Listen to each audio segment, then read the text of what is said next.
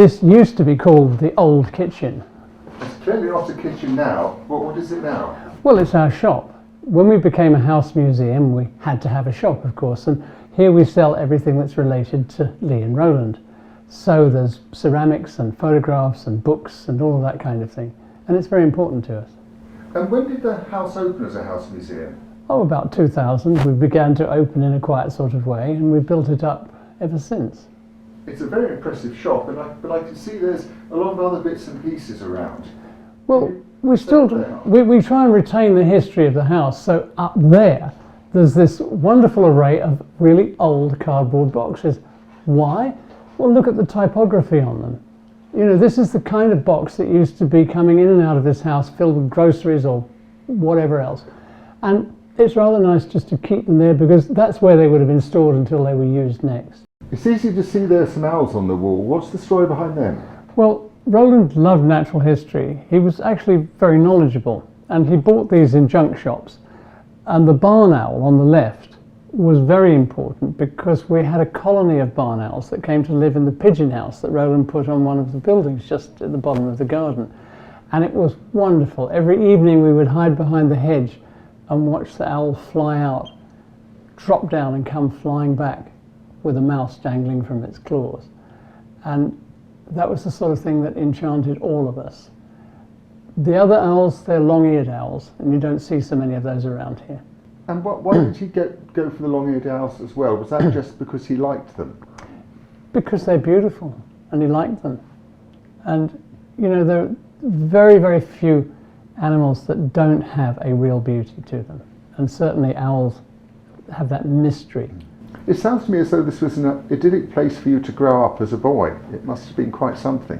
Well, growing up here was the most fantastic privilege, of course it was, and I loved it. And what was very special to me was that this was a working farm, and I became very close to the guys on the farm. They were a sort of extended family almost, and my youth was spent running wild on the farm here, and I loved it. It couldn't have been more fun. And did you get on with the people who worked here okay on the farm? They were terrific. They were very, very strong, solid, dependable people. And they looked out for me because a farm is a very dangerous place for a kid, but they stopped me from coming to any serious harm. And I notice now you've got some Sussex trug baskets above you there. Well, yes, these were what Lee used to love, going up the garden and picking beans into. What she liked even more was to commandeer a couple of the guests and visitors and send them off up the garden to pick the beans. But there was always trug baskets or wicker baskets ready, waiting to go for the produce. And one of Roland's happiest moments was when he got here on a Friday in the summer. He'd take a trug, go up into the garden, fill it with flowers, and then he'd arrange the flowers in the most fabulous way all through the house. And that was his kind of like Friday evening ritual when he arrived. So it was Roland who arranged the flowers and not Lee in this case? No, Lee didn't want to have anything to do with flowers. She loved them. Lee's gardening was about things that you could eat. Roland's gardening was about things that looked beautiful. Did he grow anything in particular to use in pictures or anything, or was it just what he liked? It was really things that he liked, and particularly colourful things. And when the time of the year was right, he loved the big chrysanthemums and the dahlias and the big sort of showy things. But he also loved the sort of more quiet, beautiful plants. And I noticed a huge panel behind the counter. Is that significant? This is a mosaic by Yanko, who was Roland's youthful buddy in France, and it's very significant. I think Roland put it there so prominently because it took him right back to those years when he lived with Yanko in Cassis-sur-Mer in the early 20s. And Yanko was always broke. So he went around the rubbish dumps and he found pieces of mirror. And he broke the mirror into shapes to make the figures. And then he put them flat down on something hard and smooth and blagged some cement and sand from somewhere and poured that into the back. And when it was set, painted the scene on the front. So we've got these 5 lovely ladies standing around in an architecture that does not look unlike Cassis. And I think Roland used to enjoy being reminded of those days with Yanko whenever he saw that.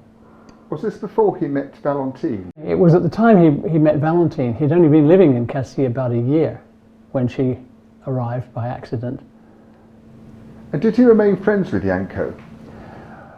Yes, Yanko went to live in San Francisco, in Sausalito, and they kind of lost contact, but they did remain friends. And Yanko was this very colourful, slightly roguish personality, and Roland, I think, always had a soft spot for him.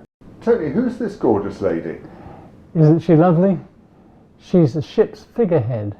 We believe she came off a ship called the Evrotas, and she represents, we're told, the Greek goddess Isis, the goddess of the rainbow, and she's always shown with a little message for us. So here's her scroll of the messages, and she's bringing that to us, and she's always shown with her right breast bare. Why? I don't know, but she looks very lovely like this. Roland bought her probably in Falmouth in some, junk shop.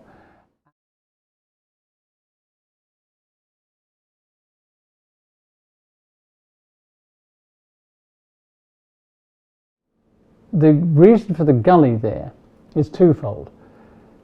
When that well overflowed, it used to flow off down through the gully and out through a hole in the wall. And in fact, the floor slopes in towards this. But the trouble was that people turned their ankle on the gully because the bricks were molded with a little groove in them. People kept turning their ankle on them. And so Roland had them taken out and put these bricks in, so it's now a flat surface. But every now and then, when we get particularly violent storms, it does still overflow and go off down out through the hole in the wall. So it still bubbles up even today on extreme conditions? Absolutely, yes. And of course the gully had a secondary purpose, which was that you can see up there's a big pulley on the beam, and the purpose of that was that when they'd slaughtered an animal, they would pull the carcass up there and cut it all up and disembowel it and everything, and then they could just slosh the whole floor down with water from the well and clean it all up. And in the old days, this was the room where they made the cheeses and they did all that kind of stuff. It would have been the back house. Curiously enough, it looks like the oldest part of the house, but in fact, it's one of the more recent additions in the later part of the 18th century. So what actually is the age of the house? Well, 1730 is the sort of bits that you can see, but we believe that she's built on the footprint of a medieval longhouse.